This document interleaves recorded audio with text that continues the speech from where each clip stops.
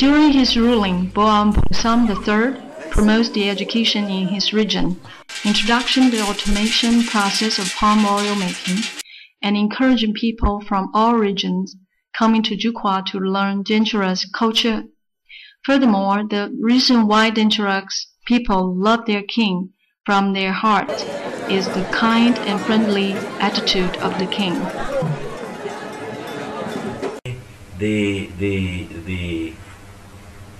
The modern nature of countries and states calls for some level of modernity of the chieftaincy institution, and so the chief becomes the rallying point, the focus of development in the community.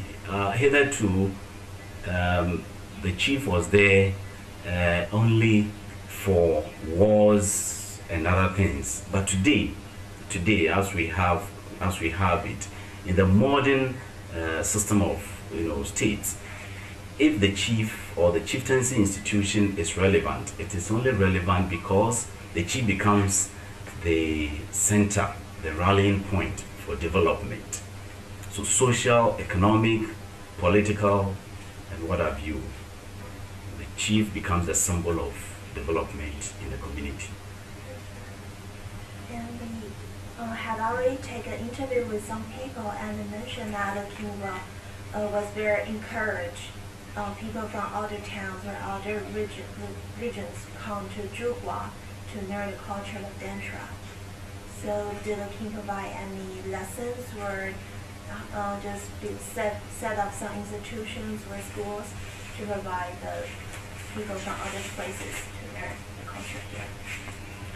Yes, the kingdom of Denkyira, I would say, is unique in Ghana. Even the Asantes came to learn from the king of Denkyira, Boam Pungsam I. It was his palace that the founder of Asante, Osei Tutu, came to learn about chieftaincy. And so the Denkyira's pride themselves with that achievement, that our culture, in fact the kingdom is unique. And so every now and then people come from far and near to learn from the people of Denkyira, their culture, their history, and they played a very important role in Ghana. When we had before we had independence, it was the king of Denkyira who signed the bond of 1844 to enable the British to, rule, as it were, the Gold Coast. And so the Denkyira cannot be neglected or be left out in the history of Ghana. And so people come to learn. So we have artifacts, we have a lot of things to show.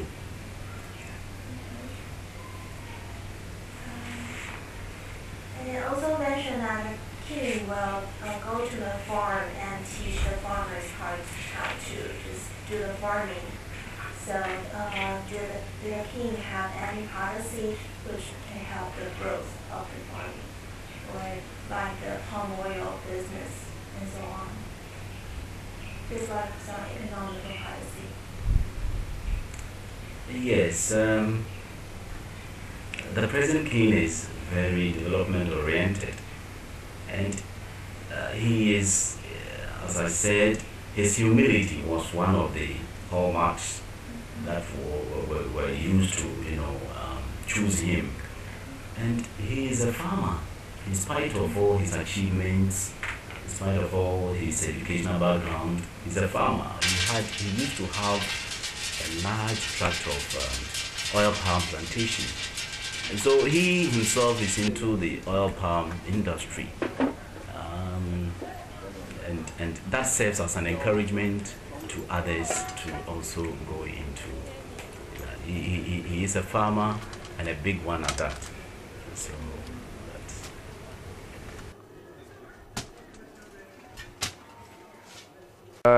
he was highly interested in the development of his area, traditional area, states. You see, education too. He was urging his people to send their children to school, to get a formal education. So he Always asking his people to do genuine business. Those doing agriculture should do it well and a good living. So he was always in contact with people, to be self-employed and not to be lazy and all sorts of things. So yes, you can say by his quality,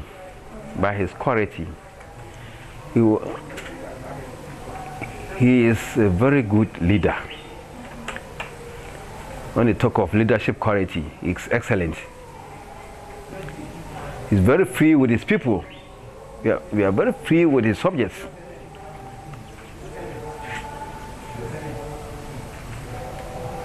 Even though he's a king, but he will always have time for his people. Even children, he has time for them. Therefore, Boa Mpungsam III is widely loved by his people, though Jukwa locals still hold some expectations to their king. Brain drain and unemployment are problems in Jukwa. Therefore, providing more working opportunities is a common expectation from the people to the king. I expect him to bring out more economic policies, because I think that the major problem of the people in this area is economic. Most of them are unemployed. The youth too are not having any major work to do. I think that the king can bring out more economic policies to develop the area. Yeah. So most people here do the farming. Yeah. What about the young people? The young people, most of them are virtually doing nothing. Yeah, they just roam about, some play football and other things without getting any much more income from it. Yeah. So after they grow up, they'll go outside. Yeah. Instead of just finding a job in the town because there is no enough jobs. That is it. Okay. Eduma na mahana ye kuro eduma bi eni efom ko eduma na emre won kete so munyina abablewa se eduma ba ha se me ho wa ho de matumi aye bi enti eduma ba ha de no ye hia se oda fo me nyamba ya na ho beto no oboko no abakwaje eduma ba ye wasase bebre tete da ha eduma bi eni ha kuro mu so eduma ni ha nya eno ani hia ye e se eduma ba ye kuro mu eno na da makoma so. We are very grateful to you. What is happening is the history of Denkyira has not been well told, and we are looking at or trying to grasp every opportunity that comes our way to tell it as it is, because most of the time the important parts are left out, because it is mostly not the Denkyirites who write our history.